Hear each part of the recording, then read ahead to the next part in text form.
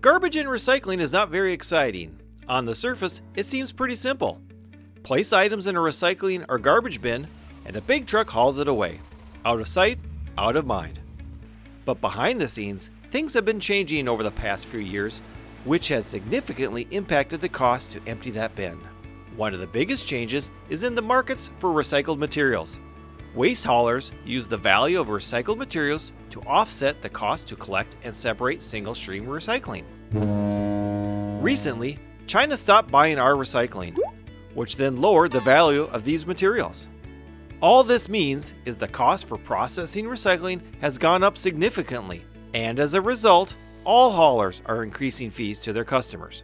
To respond to the increase in recycling costs, the city looked hard at its current garbage and recycling operations to find ways to reduce expenses. Much of the city's solid waste budget goes toward the day-to-day garbage and recycling operations. The only area where there was discretion was the pickup of bulk items. While residents have always been able to call for pickup of bulk items at any time, many have utilized cleanup days to get rid of their unwanted items. While you don't see a charge for cleanup days on your bill, there is a cost to this service that is part of your quarterly fees. Cleanup days have been annually budgeted at $180,000 to cover the cost to collect and dispose of the items. That being said, more and more items were not being collected as part of the annual program due to regulatory changes. These items must now be recycled, which costs significantly more than using a landfill. Items that were not collected anymore include electronics, scrap metal, tires, mattresses, carpet, and the list was likely to grow. Cleanup days has also produced some unfavorable results. Safety concerns have been expressed with scavengers roaming the community leading up to the event, illegal dumping that occurs as a result of certain items not being collected, and non-residents using the service that Farmington residents pay for.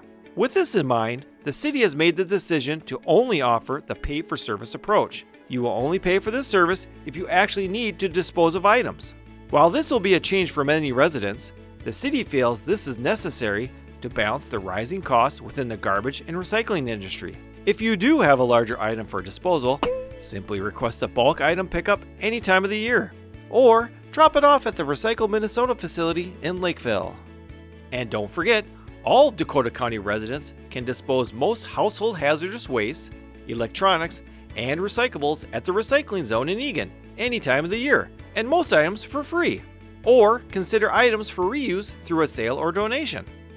Even with the service changes, we have it pretty good here in Farmington. The rates for garbage and recycling services will still be very competitive to our surrounding communities, and remember, the cost you pay is the actual cost to provide the service. See, garbage and recycling isn't as simple as it may seem. From state regulations to decreasing value of recyclable materials, changes are here, and it all starts with what you put in the bin.